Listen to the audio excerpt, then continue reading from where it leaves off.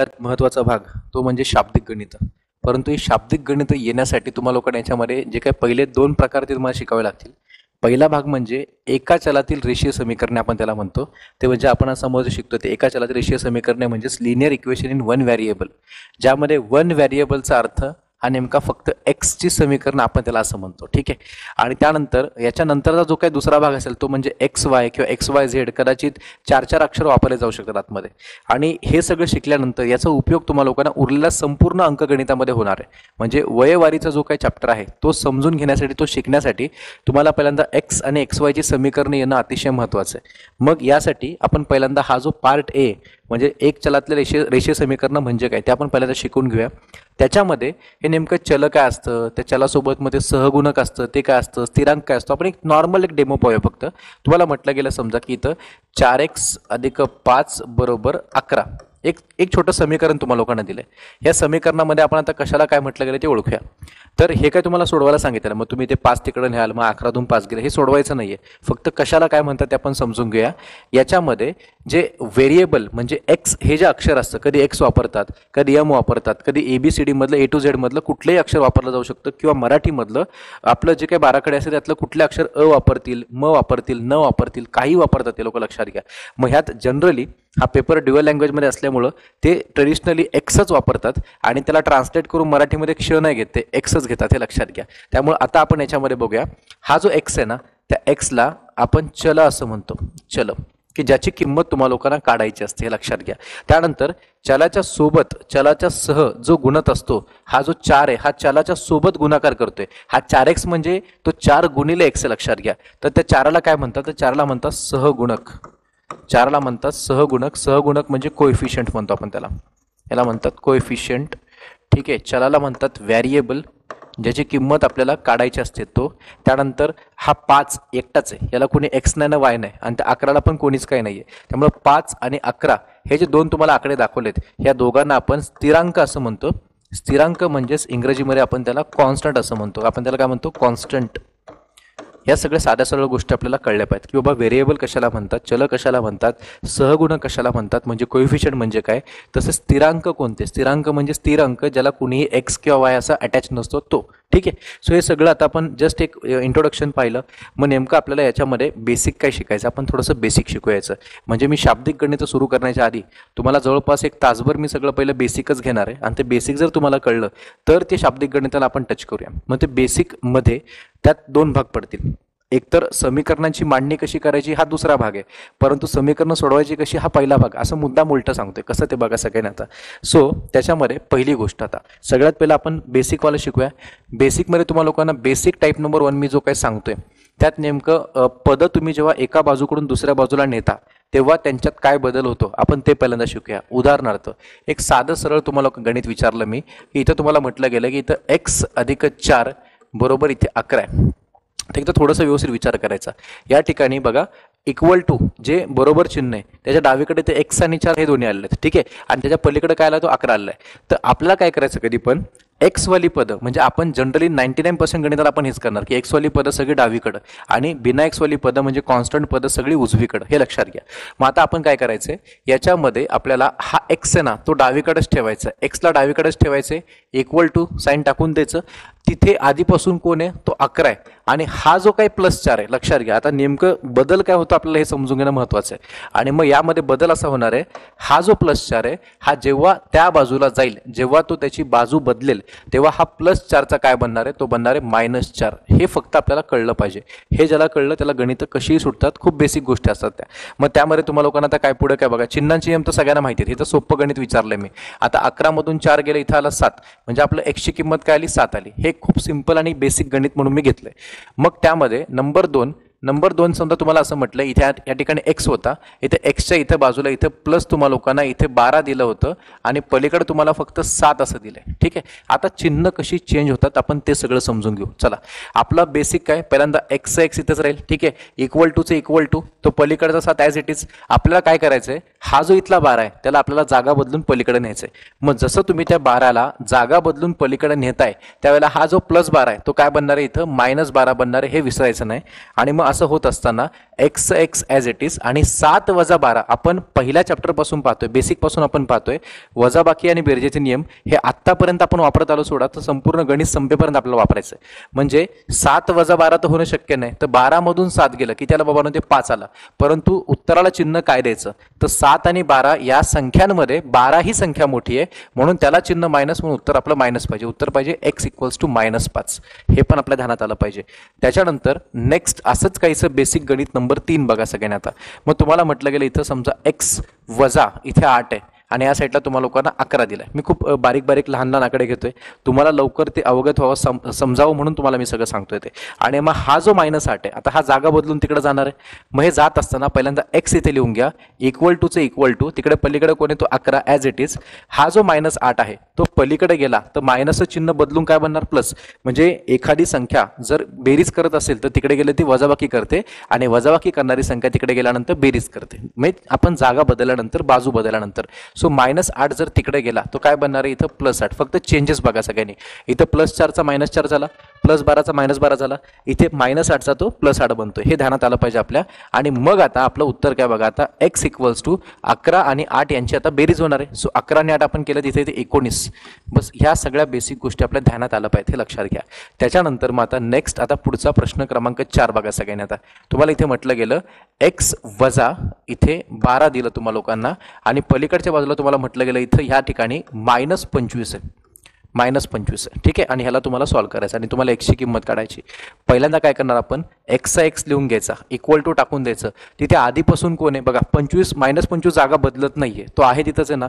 मग तो आहे तिथंच ना, मग त्याला काहीच नाही करायचं, त्याला -25ला काहीच न करता असंच ठेवायचं. आणि हा जो -12 आहे हा जेव्हा तिकडे जागा बदलून जाईल तो मायनसचा काय बनेल, तो प्लस बनेल. आणि मग तो +12 असा होऊन जाईल. काय बनेल तो +12. आणि मग आपण आपल्या बेसिक नियमानुसार जे काही चिन्हांचे नियम आहेत त्यानुसार आपण त्याला सॉल्व्ह करायचं. सो -25 आणि +12 यांची होणारे वजाबाकी. मग वजाबाकी कशी, सो 25 आणि 12 यांची वजाबाकी केली, 25 मधून 12 गेल्या उत्तराला 13. मग ते 13 आल्यानंतर आपल्याला उत्तराला चिन्ह काय द्यायचं, कधीही मोठ्या संख्येचं द्यायचं. मग ह्या दोघांमध्ये मोठं कोण आहे, दोघांमध्ये मोठा कोण आहे 25 आहे, मग त्याला चिन्ह काय मायनस, म्हणून आपण उत्तर घ्यायचं -13. बस हे सगळं बेसिक कॅल्क्युलेशन्स आपल्याला ऑलरेडी येत आहेत. आपण तिथूनच बेसिकपासून सुरुवात केली. फक्त इथं बेरीज करणारं एखादं पद जर दुसऱ्या बाजूला नेलं तर ते वजाबाकी करतं आणि वजाबाकी करणारं एखादं पद हे दुसऱ्या बाजूला नेलं तर बेरीज करतं. हे नोट करून ठेवा. म्हणजे मायनसचं प्लस बनतं आणि प्लसचं मायनस बनतं. हा बेसिक पहिला प्रकार आपल्याला आलाच पाहिजे, कारण शाब्दिक गणितामध्ये हे खूप महत्त्वाची गोष्ट आहे, लक्षात घ्या. त्याच्यानंतर मग आता याच्यातच थोडंसं आता समजा आता टाईप नंबर 2 आपण पाहूया. टाईप नंबर 2 मध्ये काय, म्हणजे हे टाईप म्हणजे असे काही टाईप नाहीत बरं, हे आपणच त्याला फ्रॅगमेंट करत बसतो, आपणच त्याला टाईप देतो, कारण ते तुम्हाला त्या ठिकाणी हे लक्षात ठेवायचं आहे. मग आता टाईप नंबर 2 मध्ये तुम्हाला म्हटलं नंबर 1 खूप साधं सरळ गणित देणार आहे तुम्हाला. इथे म्हटलं गेलं इथं 3x बरोबर इथे 15 दिलाय. ठीक आहे, काय दिलंय, 3x बरोबर 15 आहे. आता एक गोष्ट आपल्या ध्यानात आली पाहिजे की 3x बरोबर 15 आहे, इथं कोणी बेरीज करत नाहीये, कोणी वजाबाकी करत नाहीये. सरळ सरळ कळतंय की 3 आणि x मध्ये गुणाकार आहे, कॉमन सेन्स आहे. 3 आणि x मध्ये काय गुणाकार आहे, जर 3 आणि x मध्ये गुणाकार आहे म्हणजे 3x ला गुणतोय, तो तिकडे गेला तर काय करेल, त्याला भाग देईल. म्हणजे एक लक्षात ठेवायचं, बेरीज करणारं पद पलीकडे गेलं तर मायनस करतं, वजाबाकी करतं. वजाबाकी करणारं पद पलीकडे गेलं तर ते बेरीज करतं, बरोबर. म्हणजे आपल्याला उलटं करायचंय. जर गुणाकार करणारं पद जर पलीकडे गेलं तर ते भागाकार करतं, एवढंच ध्यानात ठेवायचं आपण. आणि हा जो 3x आहे तो 3x मधला 3 जर तिकडे गेला तर त्या 15ला तो काय देणार आहे, तो 15ला देणार आहे भाग. आणि इथे येणार आहे 15/3. इथे काय येणार आहे 15/3. मग आपलं उत्तर कसं येईल मित्रांनो, तर 3 × 3 आणि ते 3×5 = 15. म्हणजे आपलं उत्तर असेल x = 5. बस हे आपल्याला कळलं पाहिजे बस. आणि एक लक्षात घ्यायचं, हा 3 इथून तिकडे जाताना इथेही पॉझिटिव्ह होता, तिथेही पॉझिटिव्ह होता. म्हणजे गुणाकार करणारी संख्या पलीकडे गेली आणि ती स्वतः जर संख्या पॉझिटिव्ह असेल तर ती पॉझिटिव्हच राहते, त्याचं वैयक्तिक चिन्ह बदलायचं नाही. फक्त गुणाकारची संख्या तिकडे, गुणाकार करणारी संख्या तिकडे गेल्यावर भागाकार करते. आणि त्याच प्रकारे वाईस वर्सा उलट. म्हणजे कळलं असेल. आता पुढचं काय, आपण बाकीचे अजून काही गणित बघू आपण याच्यावरती. समजा नंबर 2 तुम्हाला म्हटलं, या ठिकाणी तुम्हाला म्हटलं गेलं की इथे -4x होता आणि तिकडे तुम्हाला लोकांना म्हटलं गेलं इथं 28 आहे. बघा काय आता ते -4x बरोबर 28 आहे. आता थोडी काळजी घ्यायची, तुम्हाला पहिलं ते थोडं तोडून सांगतो कसं ते बघा. आता हा -4x म्हणजे काय, तर ॲक्च्युअलमध्ये ते असं आहे की ते -4 गुणिले x आहे आणि मग इज इक्वल टू 28 आहे. सो ही फोड तुम्हाला पहिल्यांदा ही लिहायची नाही आहे, ही लक्षात आली पाहिजे की -4 हा त्याला गुणतोय, कोणाला एक्सला गुणतोय. जर -4 हा याला गुणतोय तो -4 आहे तसा तिकडे जाईल, आहे तसा इकडे जाईल आणि त्याला तो भाग देईल. मग काय बनेल बघा, ते x इक्वल्स टू 28 भागिले तो कोण आला इकडं -4 ॲज इट इज आला. मग आपण जेव्हा भागाकार करतोय तर पहिला भाग देऊन टाका. 4 ने 28ला भाग दिला किती एकदम साधा सरळ येईल, 4 1 4, इथे 4 7 28. उत्तर 7 तर येणार हे कन्फर्म आहे, आपलं उत्तर 7 येणार. पण चिन्ह काय द्यायचं, चिन्ह देताना आपण ज्यांचा भागाकार केला त्यांच्यामध्ये याला प्लस आहे याला मायनस आहे, मायनस चिन्ह एकदा आहे. इथं लहान मोठी संख्या बघत नसतात गुणाकार भागाकारामध्ये, यात मायनस किती आहे त्याच्यावर आपण ठरवतो चिन्ह काय द्यायचं. -1 आहे ना, तर उत्तर पाहिजे आपलं इथं मायनस, म्हणजे आपलं फायनल आन्सर काय असेल, x इक्वल्स टू -7. बस हे आपल्याला कळलं ना तर सगळ्या गोष्टी एकदम सोप्या होऊन जातील. असं आणखीन एखादं गणित आपण पाहूया. त्यामध्ये तुम्हाला लोकांना म्हटलं गेलं समजा नंबर 3 मध्ये की इथं दिला तुम्हाला लोकांना -7x इज इक्वल टू तुम्हाला म्हटलं गेलं इथं -35. आता एकदम काळजीपूर्वक करायचं. आता मी परत ते तसं काय दाखवत नाही, डायरेक्ट काय करतो बघा. आता हा जो -7 आहे म्हणजे हा एक्सच्या बाजूला -7 बसलाय, -7 इथे गुणिले तो इथे गेला काय होईल, तो भागिले होईल. मग तो लिहित असताना x इक्वल्स टू -35 इथं आधीपासून आहे आणि त्याला हा -7 भाग देईल. 7 नका घेऊन जाऊ, मायनस सकट त्याला घेऊन जा, म्हणजे तुम्हाला एक्सचं टेन्शन मिटून जाईल सगळं. हा -7 जर तिकडे गेला तर हा झाला इथे भागिले -7, हे लक्षात घ्या. म्हणजे याला उचलून डायरेक्ट आपण इथे खाली घेतलं आणि मग आता तो 7 त्याला भाग जेव्हा देईल तर 7 1 7 इथे आला, 7 5 35 आणि आपलं उत्तर असेल x इज इक्वल्स टू 5. मग आता चिन्ह द्यायचंय. मग इथं मायनसला मायनसने भाग दिला, मायनस चिन्ह किती आहेत, 2 आहेत. मग उत्तर काय पाहिजे इथं आपलं प्लस पाहिजे. बस हे आपल्याला कळलं पाहिजे. या पद्धतीने तुम्ही लोकांनी गुणाकार करणारी संख्या पलीकड नेली काय करते, भागाकार करते. आणि याचाच एक दुसरा आपण जो भाग जो पाहिला त्याला टाईप घेण्यापेक्षा मी डायरेक्ट सांगेल तुम्हाला लोकांना भागाकाराचा नियम काय नेमका. मग साधा त्याला टाईप वगैरे काही लिहित नाही मी, एक समजून घ्या फक्त की समजा तुम्हाला लोकांना एखादं गणित असं आलं की ज्यामध्ये तुम्हाला म्हटलं गेलं इथं x भागिले इथं 4 आहे, या ठिकाणी तुम्हाला लोकांना 5 दिलं. एकदम साधं सिंपल तुम्हाला दिलं तर काय करायचं, हा 4 जो याला भाग देतोय तो तिकडे गेला काय होईल, तो गुणाकार होईल. गुणाकार करणारी संख्या तिकडे गेली तर भाग देते, बरोबर. मग भाग देणारी संख्या तिथे गेलं तर काय होईल, ते गुणाकार करणार आहे. म्हणजे काय होईल याच्या पुढची step, x is equal to 5 गुणिले 4 होईल तो, आणि मग तो डायरेक्ट करून टाकायचा. 5 चोक किती आला, तो 20 आला. म्हणजे आपलं उत्तर आलं x इक्वल्स टू 20. असंच थोडंसं चिन्हांमध्ये जर आपण बदल करून आणखीन पाहूया काय होते बघा. ते नंबर 2 तुम्हाला म्हटलं गेलं चला इथे x भागिले इथे -8 आहे आणि या साईडला तुम्हाला लोकांना 7 दिलाय. आता बघा x भागिले काय, तो -8 आहे. मग हा जो -8 आहे हा डायरेक्ट तिकडे घेऊन गेलो आपण, म्हणजे काय बनते बघा, x इक्वल्स टू 7 गुणिले हा -8 तिकडे गेला. म्हणजे कोण तिकडे गेला, -8 इथे भाग देत होता तिकडे गेला की तो गुणाकार करणार आहे. म्हणजे आपलं उत्तर काय बघा, x इक्वल टू 7 8 इथे 56 येईल. आता यांच्यामध्ये गुणाकार करत असताना मायनस चिन्ह किती होते, तर मायनस चिन्ह फक्त एकच होतं. उत्तर इथं मायनस पाहिजे, म्हणजे आपलं उत्तर असेल x इक्वल्स टू -56. हे ध्यानात आलं असेलच. त्याच्यानंतर थोडं चिन्हांची रिव्हिजन सगळी चालली आपली, व्यवस्थितपणे बघत राहा फक्त. नंबर 3 तुम्हाला असं म्हटलं गेलं की x भागिले इथं मायनस तुम्हाला लोकांना दिला 5, इथं तुम्हाला लोकांना म्हटलं गेलं -8. ठीक आहे. आता हा -5 याला भागिले तिथे गेला त्याला गुणाकारच करणार आहे. मग काय होतं नेमकं, आता x इज इक्वल्स टू -8 ला गुणिले कोण जाईल, हा -5 तिकडे जाऊन त्याला गुणाकार करणार आहे, बरोबर की नाही. मग -5 त्याला ॲज इट इज तिकडे घेऊन जायचा, तो त्याला गुणाकार करणार आहे, लक्षात ठेवायचं. उत्तर काय बघा आपलं आता 8 5 इथं 40 येईल आणि मायनस आणि मायनसचा गुणाकार केला तर तो 100% इथं प्लस येणार आहे. आपलं उत्तर असणार आहे +40.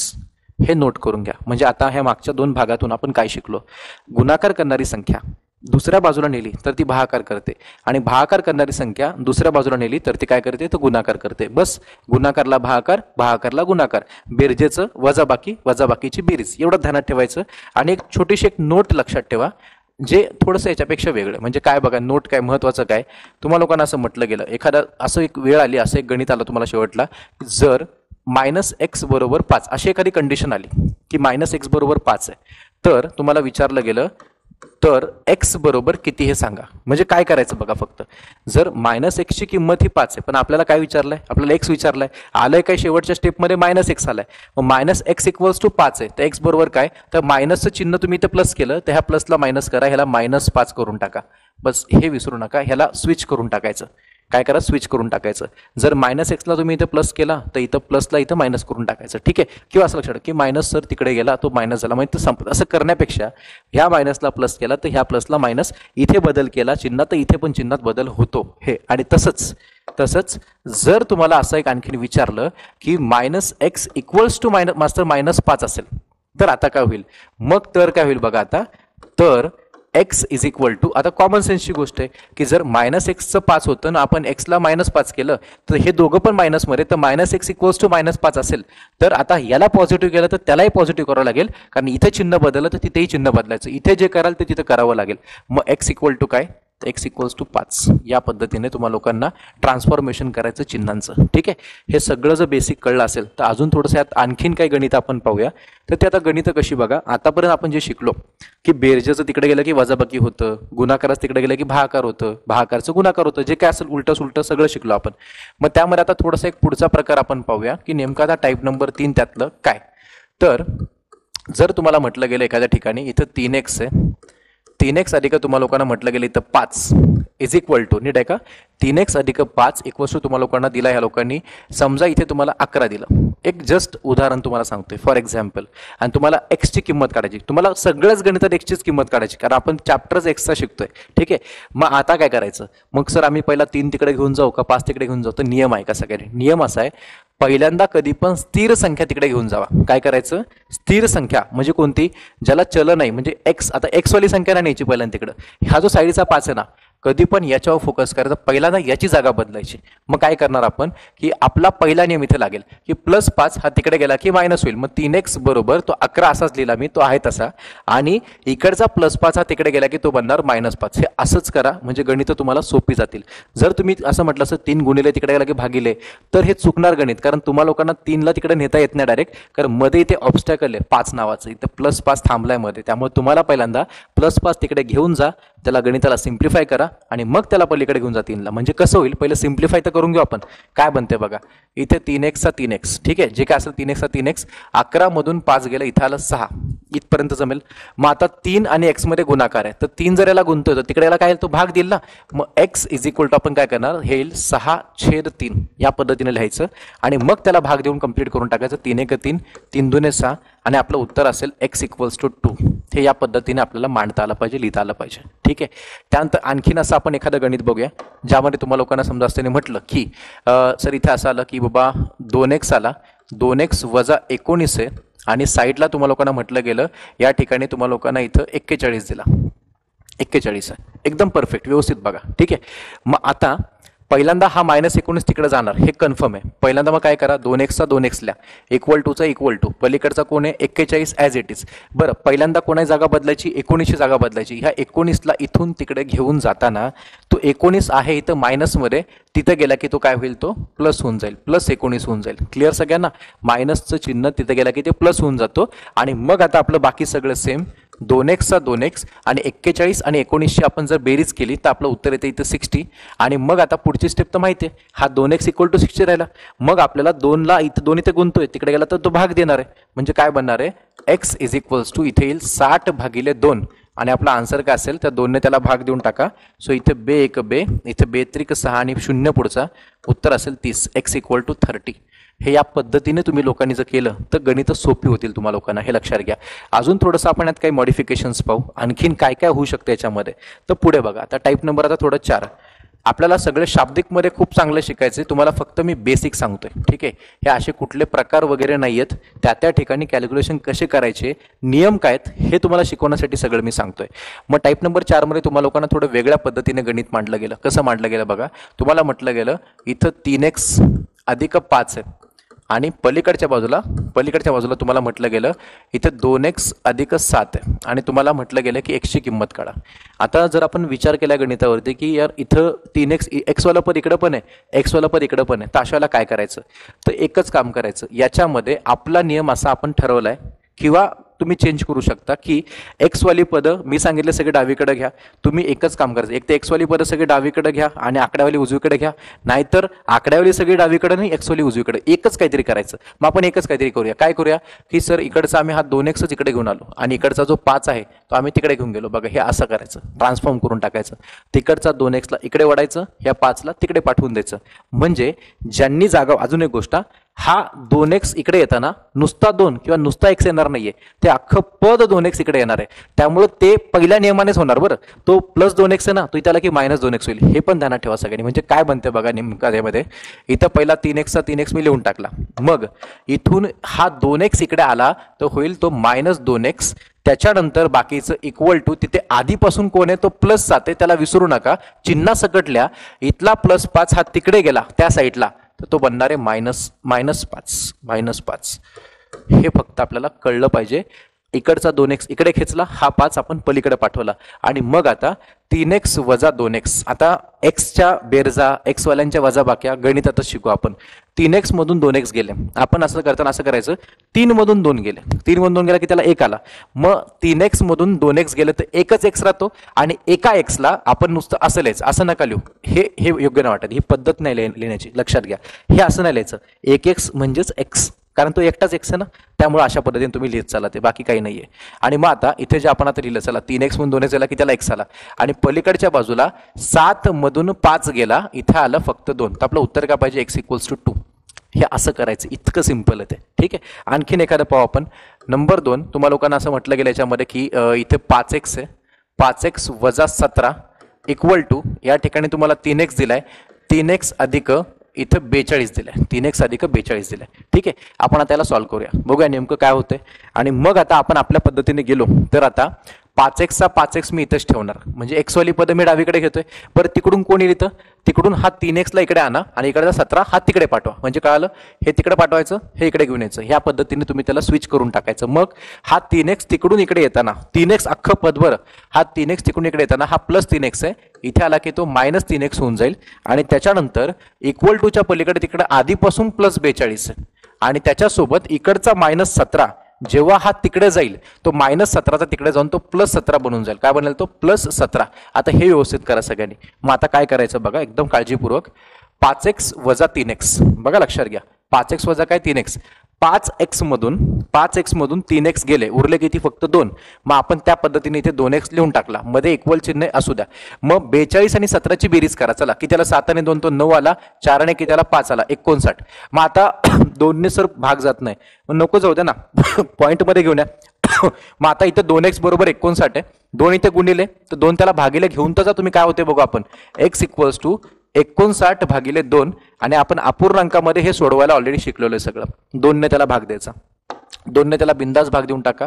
काय भाग जाईल तो बघा. सो 2 × 2, इथं 2 × 2 = 4 जाईल, इथे 1 राहील, 19, इथं 2 × 9 = 18, पॉईंट 2 × 5 = 10, म्हणजे उत्तर येईल 29.5. आपण असे त्याला डबल करून पाहू शकतो, 29.5 ला डबल केलं की ते 59च येणार आहे. साधी सरळ गोष्ट आहे. हे असं बेसिक करायला शिका सगळ्यांनी. आणि हे जर कळलं असेल तर आपण अजून थोडंसं आणखीन पुढे जाऊया. पुढचा प्रकार म्हणजे तो जो काय असेल तो, आता मागचा कुठला शिकला आपण, टाईप नंबर 4 होता, आता आपण टाईप नंबर 5 शिकूया. आता यात काय वेगळं असणार आहे, यात वेगळं एकच की तुम्हाला मी ब्रॅकेट देणार आहे. ब्रॅकेट म्हणजे काय नेमकं बघा. आता काय ते तुम्हाला म्हटलं गेलं, 3 कंसामध्ये x अधिक 5 बरोबर 17 हा प्रश्न आला, तुम्हाला याला सॉल्व्ह करायचा आहे. हा प्रश्न तुम्हाला लोकांना सॉल्व्ह करायचा आहे. आपण बघूया काय पद्धत आहे नेमकी. तर कधीही ब्रॅकेट ओपन करताना काळजी कुठे घ्यायची, ह्या 3 ने ह्या पहिल्यांदा x ला गुणायचं, मग ह्या 3 ने या 5 ला गुणायचं. नीट आहे का सगळ्यांनी. हे ब्रॅकेट आता x अधिक 5 कधीच होणं शक्य नाही, x आणि 5 ची बेरीज होणं शक्य नाहीये, ते असंच लिहावं लागेल आयुष्यभर, x अधिक 5. पण त्याच्या ब्रॅकेटला जर बाहेरून 3 ने आपण बाहेरून पाठिंबा दिला, 3 ने त्याला मल्टिप्लाय करतोय, मग 3 त्याला मल्टिप्लाय करताना 3 ने x ला मल्टिप्लाय करायचं, 3 ने x ला गुणायचं, मग 3 ने 5 ला गुणायचं. हे गुणत असताना चिन्हांची पण काळजी घ्यायची. आता इथे मायनस मी दिलाच नाही, त्यामुळे काळजीच नाहीये कुठली. मग आपण जेव्हा 3 ने x ला गुणलं तर काय बनलं बघा, ते 3x बनला.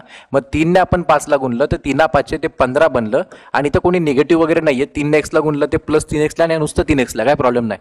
3 ने 5 ला गुणलं, 3 5 15, दोघं पॉझिटिव्ह आहेत, इथे प्लस आला. आणि पलीकडे काय तर 17 आहे, तर आपण याला ओळखतो. आपण आत्ताच हे मागच्या तिसऱ्या प्रकारात केलेलं आहे आपण. आणि मग काय करायचं, हा 15 पहिला तिकडे घेऊन जा त्या साईडला. म्हणजे काय राहिलं, 3x बरोबर तो 17 17 ॲज इट इज. आणि इकडचा हा जो 15 आहे हा जागा बदलून तिकडे गेला तर काय बनला तो -15. का, हा +15 तिकडे गेला की तो -15 बनणार आहे. हा आपला बेसिक रूल आहे. आणि मग आता काय करायचं, या 3x चा 3x इज इक्वल टू 17 मधून 15 गेलं की त्याला बाबा 2. आणि मग 3x बरोबर 2 इथे येऊन थांबलं गणित. मग पुढे काय, हा 3 त्याला भाग देणार आहे. मग तो 20 बनला, 3 × 18, 3 × 18. हे ह्या पद्धतीत हे पण राईट आहे आणि त्याच्यानंतर हे सुद्धा राईट आहे. तुम्ही हे कुठलंही उत्तर टाकू शकता, काही प्रॉब्लेम नाही आपल्याला. ठीक आहे, असं लिहायचं त्याला. थोडंसं आणखीन थोडंसं वेगळ्या पद्धतीचं अजून गणित पाहू आपण त्यामध्ये. आणि ज्यामध्ये तुम्हाला लोकांना असं विचारलं गेलं की नंबर 2 बघा सगळ्यांना. आता इथे तुम्हाला लोकांना म्हटलं गेलं 3 कंसामध्ये x अधिक 7 आणि पलीकडे या साईडला 2 कंसामध्ये x वजा 11. एकदम व्यवस्थित करू आपण काय असेल ते. ठीक आहे, आता बघा आपण याला सॉल्व्ह करूया. सॉल्व्ह करताना पहिल्यांदा मी नियम जो सांगितला, आता जरी सिंगल ब्रॅकेट सांगितला तर डबल ब्रॅकेटला पण तोच नियम राहील. मग आता काय करणार, पहिल्यांदा मी 3 ने इथे x ला गुणणार, मग 3 ने इथे 7 ला गुणणार. ठीक आहे, मग आता इथे या साईडला सायमल्टेनियस, बरं इथं 2 ने x ला गुणायचं आणि 2 ने परत इथं 11 ला गुणायचं. गुणत असताना चिन्हही बघायचं. ठीक आहे, मग मी पहिल्यांदा 3 ने x ला गुणलं, 3 गुणिले x म्हणजे 3x आला.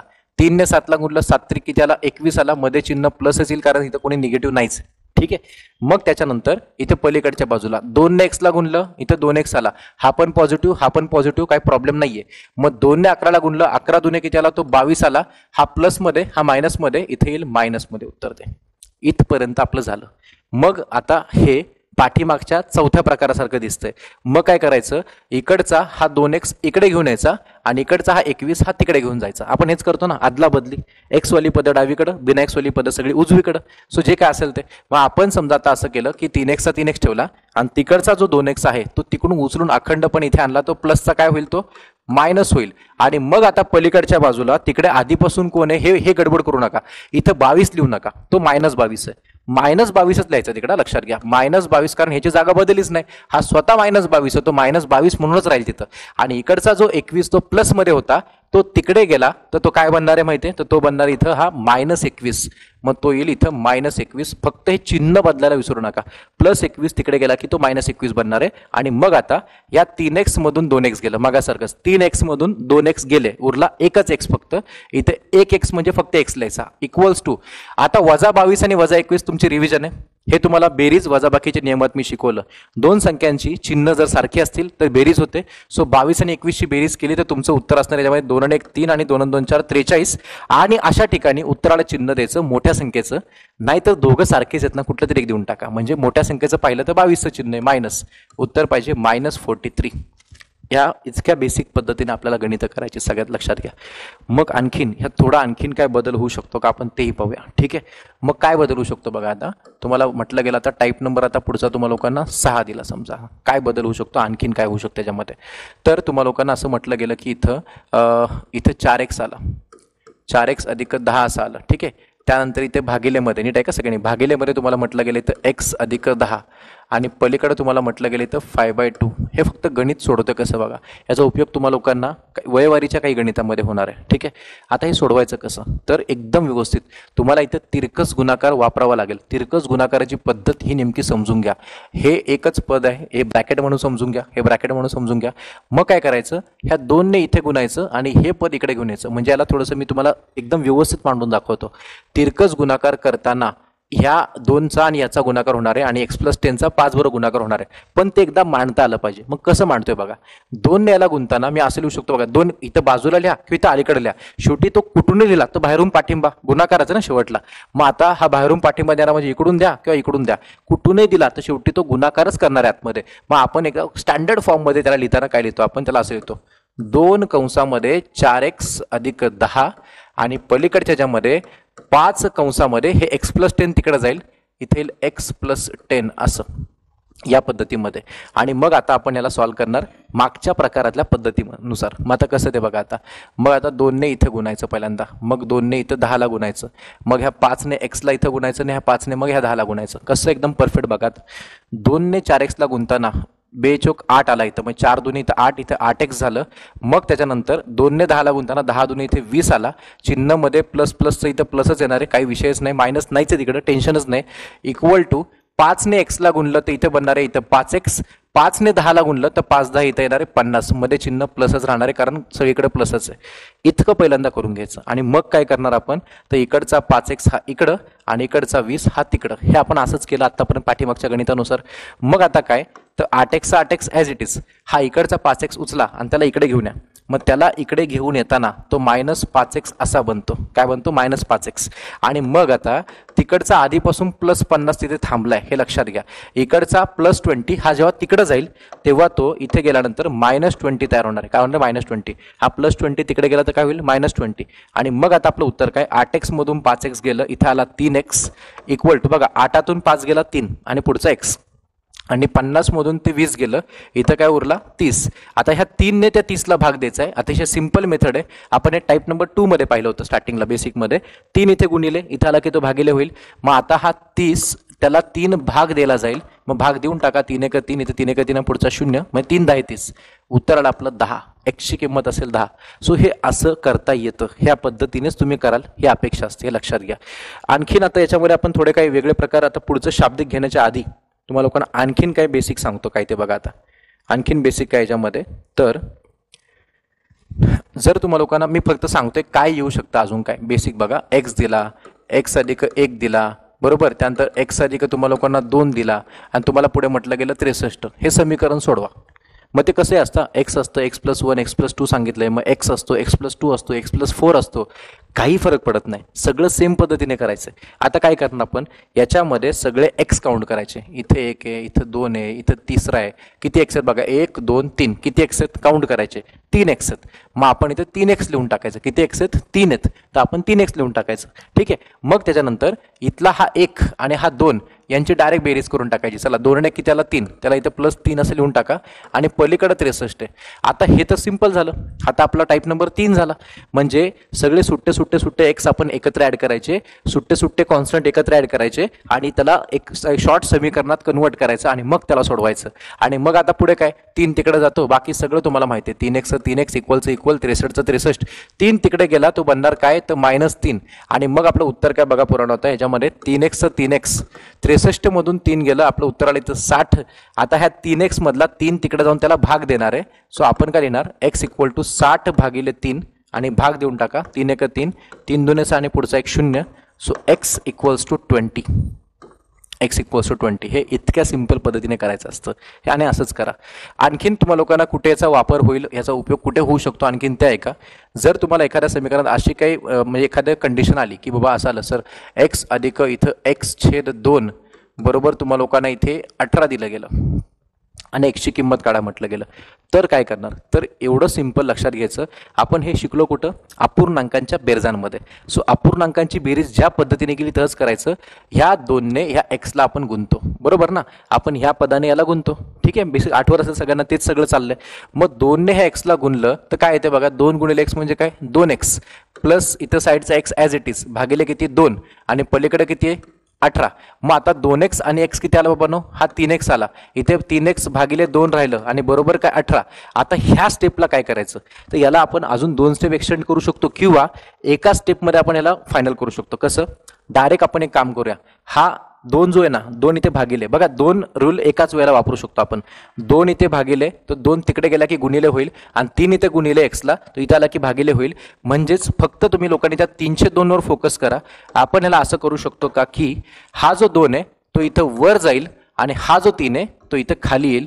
या पद्धतीत तुम्हाला लोकांना त्याला सिम्प्लिफाय करता येतं. आणि मग आपण काय करणार की इथं 3 1 3, इथं 3 6 18 आणि उत्तर काय आलं 6 गुणिले 2 म्हणजे इथं आलं 6 दुने इथं 12 आलं. या पद्धतीत करता येतं. नाहीतर एखादा म्हटलं की सर इथे भागिले 2 होता, आम्ही सर सकड 2 ने गुणलं, बिंदास करा. शेवटी प्रत्येकाची मेथड असेल, मी फक्त बेसिक मेथडने सांगतोय जे सगळ्यांना समजलं पाहिजे, ठीक आहे. सो या पद्धतीने गणितं करायची.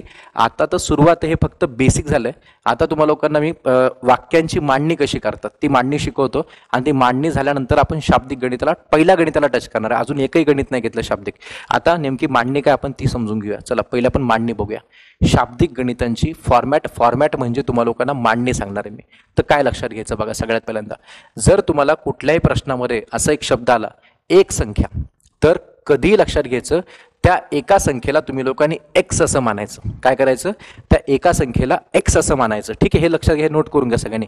एक संख्याचं कुठं तुम्हाला वाक्य आलं, एका वाक्यात आलं एक संख्या आणि ती दुप्पट, एका संख्येची चौपट, वॉट एव्हर, त्या एका संख्येला एक्स मानायचं. आणि पुढे बघा आता काय, मग तुम्हाला पुढे म्हटलं एका संख्येपेक्षा 5 ने मोठी असलेली संख्या, मोठी म्हणजे जास्त, त्या संख्येपेक्षा, समजा तुम्हाला म्हटलं 7 पेक्षा 5 ने मोठी, 7 अधिक 5 12 करणार आपण, 10 पेक्षा 5 ने मोठी, 10 आणि 5 15 करणार. मग तुम्हाला म्हटलं मी एका संख्येपेक्षा 5 ने मोठी, मग एका संख्येला तर आपण एक्स म्हणतोय, मग एक्स पेक्षा 5 ने मोठी म्हणजे काय, तर त्याला म्हणायचं फॉर्मॅटमध्ये एक्स अधिक 5. हे आपल्या लक्षात आलं पाहिजे. याच ठिकाणी तुम्हाला म्हटलं एका संख्येपेक्षा म्हणजे एक्स पेक्षा 5 ने लहान, मग आता आपण काय करणार, आपण 5 ने मोठी म्हटलं तर +5 केलं, आणि जर तुम्हाला म्हटलं 5 ने लहान करा तर काय करायचं, x - 5. 5 ने लहान म्हटलं, 5 ने कमी म्हटलं, 5चा फरक म्हटलं तर मायनस करून टाकायचं, टेन्शन घ्यायचं नाही. आणि पुढे आता एका संख्येची दुप्पट, एका संख्येची म्हणजे कशाची, एक्सची, आणि एक्सची चाची चेच्या जर आलं तर गुणाकार वापरायचा. म्हणजे एका संख्येची तुम्ही दुप्पट करताय म्हणजे तुम्ही एका संख्येची गुणाकार दुप्पट करताय, याचाच अर्थ काय झाला, यालाच म्हणायचं 2x. आपल्याला 2x डायरेक्ट लिहायचं, हे नाही लिहायचं, डायरेक्ट काय करायचं, एका संख्येची दुप्पट. ठीक आहे, लक्षात घ्या, एका संख्येची दुप्पट म्हणजे काय, तर 2x, तिप्पट म्हटलं 3x, चौपट म्हटलं 4x, पाचपट म्हटलं 5x, या पद्धतीत जायचं. ठीक आहे, मग आता पुढे आपण बघूया. तुम्हाला बघा पुढे म्हटलंय एका संख्येची निमपट. आता निमपट म्हणजे हाफ ऑफ अ नंबर, मग त्यामध्ये एका संख्येची म्हणजे एक्सची चाची चेच्या म्हणजे गुणाकार, निमपट म्हणजे काय, हाफ. एका पद्धतीत पाहिलं तर एका संख्येचा निम्मा तुम्हाला काढायचा आहे. म्हणजे तुम्हाला म्हटलं 10चं निम्म काढा 5, 15चं निम्म काढा 7.5, 20चं निम्म काढा 10, 21चं निम्म काढा 10.5, करता येते ना. मग तुम्हाला म्हटलं एका संख्येची निमपट, पण ती संख्या कोणती माहितीच नाहीये. मग ती संख्या कोणती माहिती नाही तर आपण त्या संख्येला एक्स मानतो, मग त्याची निमपट म्हणजे काय, तर सरळ सरळ त्या संख्येला 2 ने भाग द्यायचा, म्हणजे त्याला म्हणतात निमपट. ठीक आहे, आणि तसं नाही कळलं तर या पद्धतीत मांडायचं, एक्स गुणिले हाफ, म्हणजे त्याची निम्मीच करतोय आपण असं पण. मग आता पुढे तुम्हाला म्हटलं गेलं, आता हे भारी बघा, एका संख्येच्या 1/3. आता च्या म्हटलंय तर गुणाकार वापरायचा 1/3 म्हणजे 1/3 मांडणी अशी करतात, ही मांडणी अशी करतात. मग एका संख्येच्या 1/3 म्हणजेच काय, त्याला 3 ने भाग देऊन टाकायचा. म्हणजेच काय करणार आपण, त्याला मांडणी अशी येईल एका संख्येच्या 1/3. इथे 1 लिहित नाहीत म्हणून तो इथं काय डायरेक्ट x/3 लिहिता येतो, लक्षात घ्या. त्यामुळे ते काय 1 लिहू नका, तिथं संपला विषय. एकदा अशी मांडणी करा किंवा डायरेक्ट मांडणी ही करा. नंतर आता तुम्हाला थोडं वेगळं दिलं, एका संख्येच्या म्हणजे एक्सच्या, च्या म्हणजे गुणाकार 3/4 म्हणजे अशा प्रकारची मांडणी होईल, x गुणिले 3/4. बरोबर, त्याला लिहिणार कसं आपण, मग आता तुम्ही गुणलं, समजा x ने 3 ला गुणलं काय बनतं 3x, मग एका संख्येचा 3/4 म्हणजे काय, त्याला आपण असं लिहिणार 3x/4, याला असं वाचायचं 3/4 कोणाच्या, एका संख्येच्या. ते 3 पुढे लिहू नका, मागे लिहा, थोडं स्टँडर्ड वाटतं, कारण नंबर आपण आधी लिहितो हे तुम्हाला आधीच सांगितलं. ठीक आहे, नंतर एका संख्येमध्ये, आता व्यवस्थित बघा सगळ्यांनी, एका संख्येमध्ये म्हणजे एक्स मध्ये, ठीक आहे, एक्स मध्ये 3 मिळवून काय केलं आपण, 3 मिळवले, म्हणजे आपण यामध्ये +3 केलं, मायनस नाही केलं, आपण +3 केलं, आणि 3 मिळवून त्याची काय केली, त्याची आपण दुप्पट केली, त्याला गुणिले 2 केलं. नीट आहे का, मांडणी बघा सगळ्यांनी. एका संख्येमध्ये 3 मिळवायचे, आधी काय करायचं ते बघा, एका संख्येत 3 मिळवायचे आणि मग त्याची दुप्पट करायची. मग ते कसे मांडणी होईल, एका संख्येमध्ये एक्स मध्ये 3 मिळवायचे आणि त्याची दुप्पट करायची, ही मांडणी अशीच पाहिजे. एका संख्येत 3 मिळवून त्याची म्हणजे यांच्या बेरजेची दुप्पट, याला असा अर्थ घ्यायचा, हे ध्यानात घ्या, मिस्टेक नको फक्त काही. नेक्स्ट, आता पुढे एका संख्येच्या, तुम्हाला मागचा डाऊट आता क्लिअर करून देतो.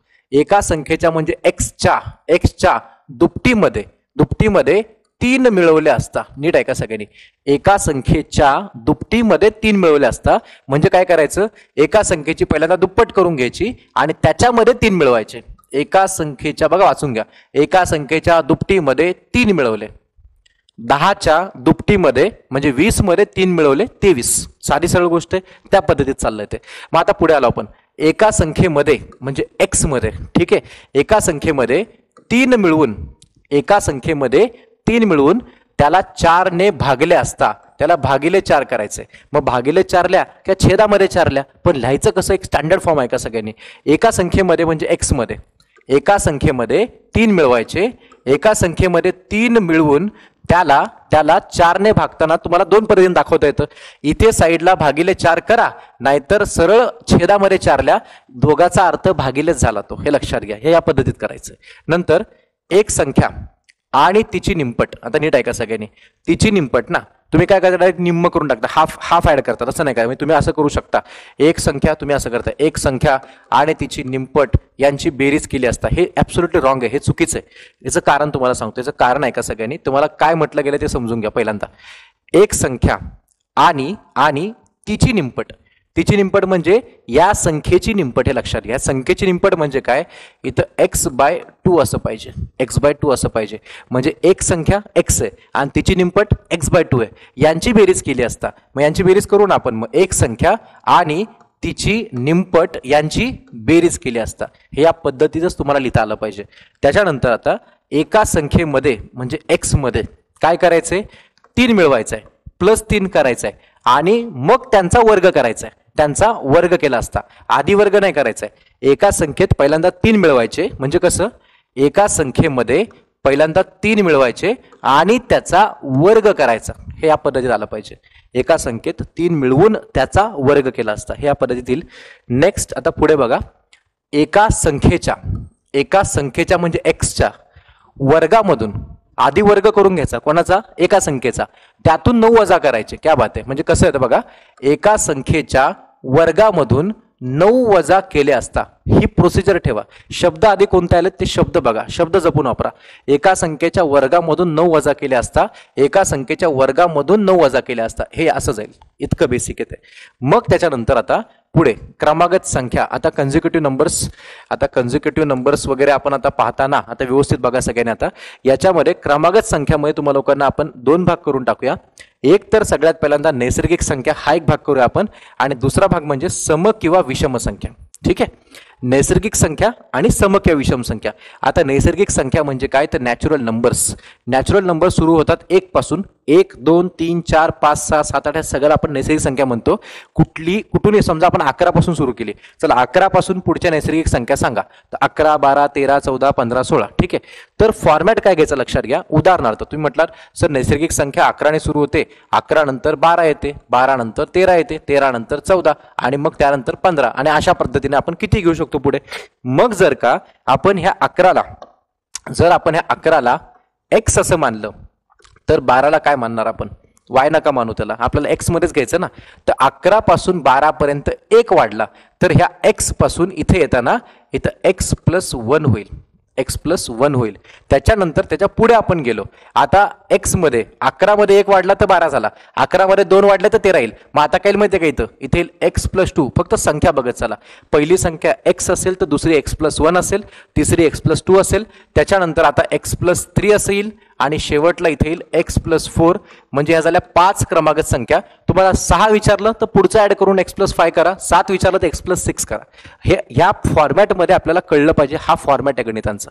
मग तुम्हाला सम किंवा विषम विचारलं. मी सम किंवा विषम का म्हणतोय, कारण समसंख्या घ्या अथवा विषम संख्या घ्या, दोघाकडचा डिफरन्स हा 2चाच असतो. म्हणजे बघा, समसंख्यामध्ये 2, 4, 6, 8, 10 सगळीकडे गॅप 2चा आहे. विषम संख्या घेतल्या 1, 3, 5, 7, 9, 1 नंतर 3 2चा गॅप, 3 नंतर 5 2चा गॅप, सगळीकडे 2 2चाच गॅप आहे. त्यामुळे समविषमसाठी फॉर्मॅट सेम राहतो, हे लक्षात घ्या.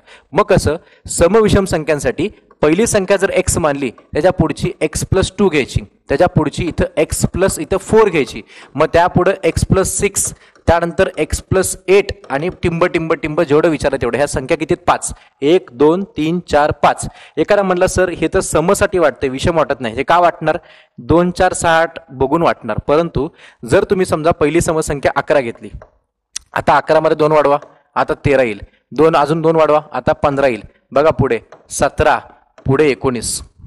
म्हणजे x ला 11 मानलं, 11 अधिक 2 13, 11 अधिक 4 15, 11 अधिक 6 17, 11 अधिक 7 केलं तर 19. म्हणजे ऑलमोस्ट तुम्हाला लोकांना पुढचं येऊन जाईल.